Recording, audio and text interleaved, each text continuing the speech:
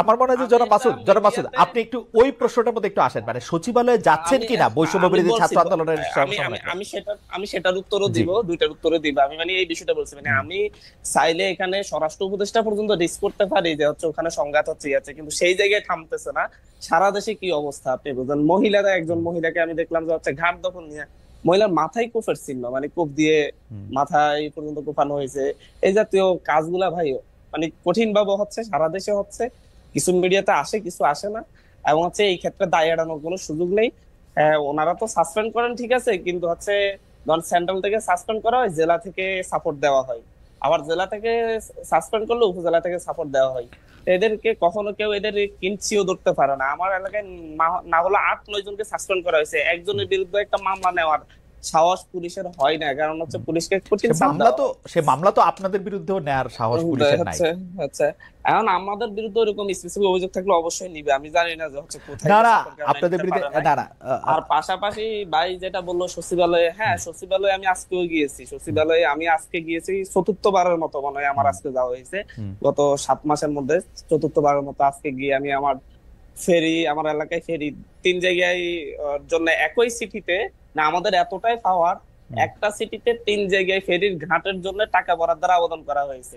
সন্দ্বীপ থেকে, সন্দ্বীপের এটা হাতিয়া আর হচ্ছে ভোলা ইয়াতে মনপুরার এখানে দুইটাতেই হচ্ছে আপনার ইয়ার কাজ শুরু হয়ে গেছে, আপনার ঘাটের কাজ শুরু হয়েছে। আমার এখানে অর্থ বরাদ্দ দিচ্ছে না, যে হচ্ছে অর্থ সংকট অর্থ মন্ত্রণালয়ের। তা আমি বলে আসছি যে হচ্ছে যদি রাষ্ট্রের অর্থ সংকট হলে আমরা থালাবাটে নিয়ে এসেছি সচিবালয়ের সামনে বসে যাবো, যাতে হচ্ছে আমাদের ফেরিটা যাতে আমরা নিজেরা তাহলে করতে পারি। এত 10 কোটি টাকার অর্থ বরাদ্দ আমি এখন, এটা যদি হচ্ছে সমস্যা হয়, আমরা যদি এখন যদি এই কাজগুলোর জন্য যদি যেতে না পারি, একটা অভিযোগ দেখা যে হচ্ছে গিয়ে কোনো ধরনের মানে আমাদের যারা আছি আমরা কেউ কোনো জায়গায় প্রভাব বিস্তার করছি। পাশাপাশি মংলা বন্দর বলেন, চট্টগ্রাম বন্দর বলেন, 2 বন্দরে হচ্ছে শ্রমিকদের, ধরুন আমাদের তো হচ্ছে আমি এখন সিনিয়র যুগ্ম মুখ্য সমন্বয়কের দায়িত্ব নিয়েছি, আমার আন্ডারে যুব উইং, শ্রমিক উইং, এ জাতীয় যতগুলো উইং হবে, ফ্যাশাজীবী উইং, সবগুলো হচ্ছে এই জায়গা থেকে হবে আর কি। তার থেকে এরকম আমাদের একটা প্ল্যানিং যে আমি এই দায়িত্বটা নিব।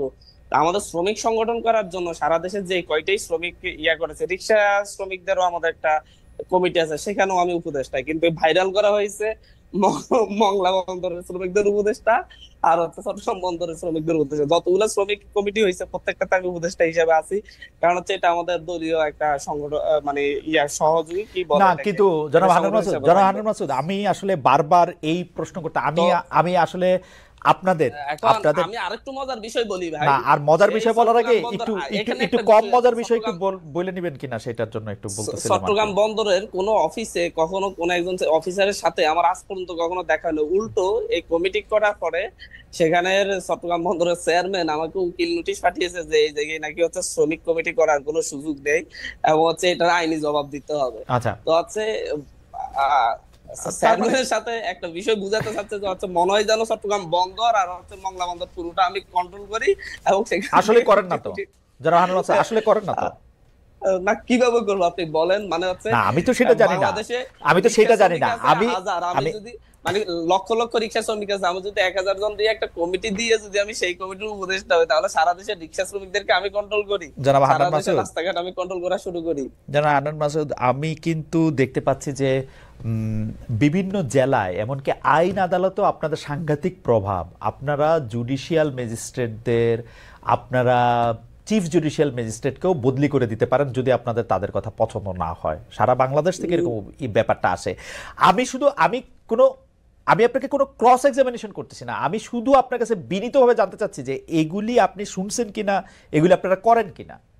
না, আমি জুডিশিয়াল ম্যাজিস্ট্রেট সরানোর কোন ধরনের অভিযোগ আমি শুনি নাই বা হচ্ছে এটা জানি না। আমি তো দেখতেছি আমি নিজে একজন মানে হচ্ছে ইউনিয়ন পরিষদের সচিবের বিরুদ্ধে অভিযোগ দিতে দিতে আজকে সচিব মানে ইউনিয়ন পরিষদ চুরি হয়েছে, সেই ইউনিয়ন পরিষদের সচিবকে মামলা দিতে বলছে, মামলা সেরকম কোনো কিছু আপনার সচিব দেয় নাই। সেই সচিবকে সরানোর জন্য আমি কয়েকবার যাচ্ছি, ওনাকে সরিয়ে আপনারা তদন্ত করেন, সেই সচিবকে আজ পর্যন্ত আজকে প্রায় 15 দিন হয়েছে আজ পর্যন্ত সরানো যায় নাই। আমি নিজে একজন ইউনিয়ন পরিষদ সচিবকে সরাইতে পারতেছি না। আচ্ছা, কিন্তু আমার মনে হয় যে তাহলে জনাব হান্নান মাসুদ, আমি আপনাকে একটু আরো অনুরোধ করি যে আপনি তাহলে একটু চোখ কান আরেকটু খোলা রাখেন, কারণ আপনি চাইলে এই ব্যাপারগুলি, যেহেতু আমি আগেও বলছি, আমি আর এটার মধ্যে রিপিট করতে চাই না, তবে আপনি চোখ কান খোলা রাখলে এগুলো আপনি শুনবেন, মানে না, এত মজার বা এত হেসে উড়িয়ে দিতে তখন হয়তো পারবেন না। যাই হোক, আমি এটা দিয়ে আজকে আপনি আমার এই যেহেতু অনুষ্ঠান, বলছেন, হ্যাঁ, আপনি যেহেতু আমি বলছেন, আমি আমি জেলাটার নাম, অবশ্যই খোঁজটা আমি বলে নিবো জেলাটার আছে লোকেশন কিনা। একটু বলি, এটা উত্তরাঞ্চলের একটা জেলা, আপনি খোঁজ নিলেই জানবেন।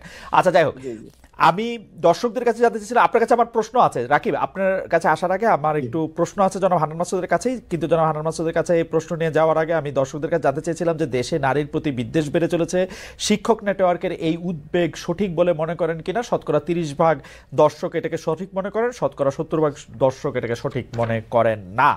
আমি জনাব হান্নান মাসুদ, আপনি একটু অল্প করে একটু উত্তর দিয়ে রাখতে পারেন। আপনি একটি টক শোতে বলেছিলেন যে জনাব নুরুল হক নূর, ডাকসুর সাবেক ভিপি, তার গণ অধিকার পরিষদ বিলুপ্ত করে আপনার দলে যোগ দিতে চেয়েছিলেন। এই বিষয়টি অস্বীকার করে নূর উল্টো অভিযোগ করেছেন 10 কোটি টাকা ও এমপি পদের প্রলোভন দেখিয়ে তার দল থেকে কয়েকজন ভাগিয়ে এনেছেন আপনারা।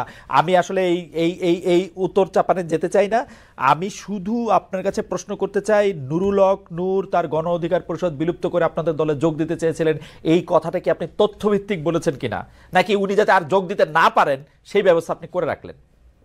না, আমি অবশ্য তথ্যভিত্তিকই বলেছি। গত 21 টিভিতে আপনারা আমার লাস্ট আলোচনাটাও দেখবেন, সেখানে রাশেদ ভাইও ছিলেন, উনিও স্বীকার করছেন এইসব বিষয় নিয়ে আমাদের সাথে আলোচনা হয়েছে, হয়েছে।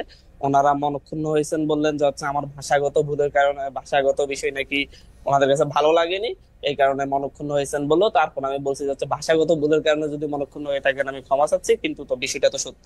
তো এই জায়গা নিয়ে আমার মনে হয় সেই দিনের 21 টিভি সে আলোচনার পরে আর এই বিষয় নিয়ে হান্নান মাসুদ, আমি একটা, বাঁচাইয়ের আর কোনো আচ্ছা সুযোগ নেই। আমি বুঝছি হান্নান মাসুদ, আমি একটা কথা বলি, আপনাদের সঙ্গে কিন্তু আমারও কথা হয়, তাহলে কোনো এক পর্যায়ে যদি এরকম হয় যে আপনার সঙ্গে আমার একটা কথা চলতেছে, আপনাদের দলে আমি যোগ দিব কি দিব না, সেই সময়ের মধ্যে আপনিও কি এটা বলে দিবেন যে আপনার দলে আমি যোগ দিতে চেয়েছিলাম?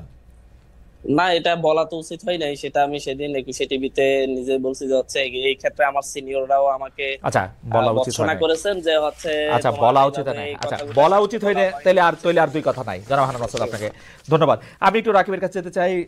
রাকিব, আমি আমি আপনাকে প্রশ্নটা করি, একটু গুচ্ছ প্রশ্ন আছে, যে আপনি বলছেন যে ছাত্রদল চাইলে গুপ্ত সংগঠনের অস্তিত্ব থাকবে না। এই গুপ্ত সংগঠন বলতে আপনি আসলে কাদের বুঝিয়েছেন?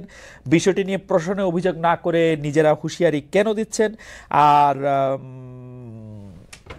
আপনি মনে করেন কিনা ছাত্রদল বিএনপির লেজুর ভিত্তিক রাজনীতি করে? ধন্যবাদ। জনাব রাকিব। আমি একদম সরাসরি এই প্রশ্নে চলে যাবো, জাস্ট 1 মিনিটে বলে নিই। যখন যেহেতু হান্নান মাসুদটা সূচনা করেছে, আমি ওদের প্রতি শুভকামনা রইল, কিন্তু যখন এখন পর্যন্ত একজন বহিষ্কার করেনি, কিংবা শীর্ষ পর্যায়ে থেকে যখন একজন সুক্রোজ খাবে, বহিষ্কার হবে, তখন বুঝতে পারবে এটা দ্বারা সারা দেশে কি ধরনের একটা মেসেজ যায়, একটা বাজে মেসেজ যায়। কারণে এর আজকের দিন পর্যন্ত ওদের সংগঠনের একজনের বিরুদ্ধে কোনো ব্যবস্থা নেয়নি। নিলে দেখা যাবে যে তৃণমূলের প্রভাব করবে। তো যা হোক, আমি ওদের উত্তর সাফল্য কামনা করি, এবং বহিষ্কারের ও যেভাবে হেসে উড়িয়ে দেয় প্রতিটা টকশোতে দেখি যে এই বহিষ্কার হ্যান্সার এটার একটা নেগেটিভ দাঁড় করা। তো এটা যখন নিজ দলে 100 নেতাকর্মীর বিরুদ্ধে অভিযোগ অলরেডি হয়েছে, অনেক ব্যবস্থা নেওয়ার মতো শতাধিক অভিযোগ রয়েছে, একজনকে নেয়নি, কারণ ওই যে বাজে মেসেজ যাবে।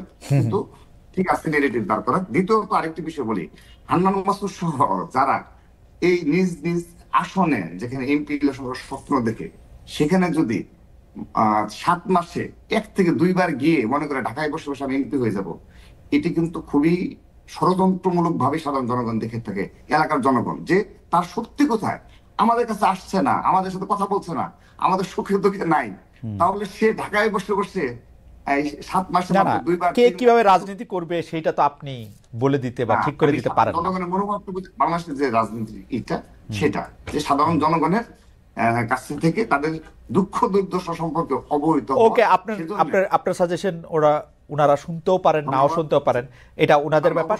আমি শুধু একটু পুরনো প্রশ্নে আপনাকে, যেহেতু আপনি প্রসঙ্গটা তুললেন, একটু বলে, আসলে কি মাঠ পর্যায়ে কোনো চাঁদাবাজি করতে হলে কিন্তু একটা ক্ষমতা, একটা সাংগঠনিক দক্ষতা, একটা প্র্যাকটিসও লাগে। এই বিএনপি ছাড়া, ছাত্রদল ছাড়া আর কারো কি এই প্র্যাকটিস আছে এখন এই মুহূর্তে? মানে বৈষম্য বিরোধীরা চাইলে কেউ চাঁদা দিবে না, এটা তো বিভিন্ন নিউজে আসছে যে বৈষম্য বিরুদ্ধে সরকারের অভিযোগ আসছে। আমি তো ভাই ওই বিষয়ে স্পষ্ট করেছি যে অবশ্যই কিছু বিপদগামী দলীয় নেতাকর্মী রয়েছে, তাদের ব্যবস্থা নেওয়া হচ্ছে।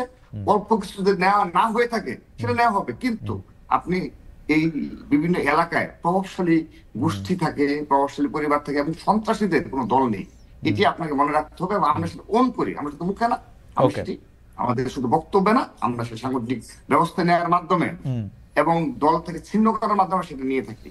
আপনি আমাকে বলেছেন গুপ্ত সংগঠনের বিষয়ে প্রশ্ন করেছেন ভাই, আমি স্পষ্টভাবে বলছি বাংলাদেশে এই আগামীতে যে ছাত্র রাজনীতি ক্যাম্পাস গুলোতে অব্যাহত রয়েছে এবং জুলাই আগস্টের পরবর্তী বাস্তবতায় এখনো যারা এই ধরনের গুপ্ত রাজনীতি চালিয়ে যাচ্ছে, তারা সাধারণ শিক্ষার্থীদের সাথে অপর ছাত্র সংগঠনের একটি দূরত্ব তৈরি করছে এবং কারা এটা তারা ভবিষ্যতে কারা তারা ছাত্র শিবির, ইসলামী ছাত্র শিবিরের কথা এবং বলেছেন, হ্যাঁ জি, এবং সেগুলো কিন্তু অবশ্যই ভবিষ্যতে আপনার অতীতের ধারাবাহিকতা ভবিষ্যতেও কিন্তু সাধারণ শিক্ষার্থীর একটা বাজে মেসেজ যায়, কারণ কেউ না কেউ তাদেরকে ট্যাগ দিবে। তো আপনার আদর্শ নিয়ে আপনি কথা, যেমন ইতিমধ্যে ছাত্র শিবির তাদের পেজে দেখা যায় যে বেশ কিছু কাজ করছে, আমরা নিজেরা অ্যাপ্রিসিয়েট করছি। ছাত্র দল কখনো ভালো কোনো কাজে আমরা কখনো নেগেটিভ না রাকিব, দেখাই না। রাকিব আপনি রাজনীতি সচেতন, তো নিশ্চয়ই আরো, মানে আপনি কবে থেকে রাজনীতি সচেতন? আপনি আমাকে একটু সালটা বললে আমার একটু প্রশ্নটা করতে সুবিধা হতো। মানে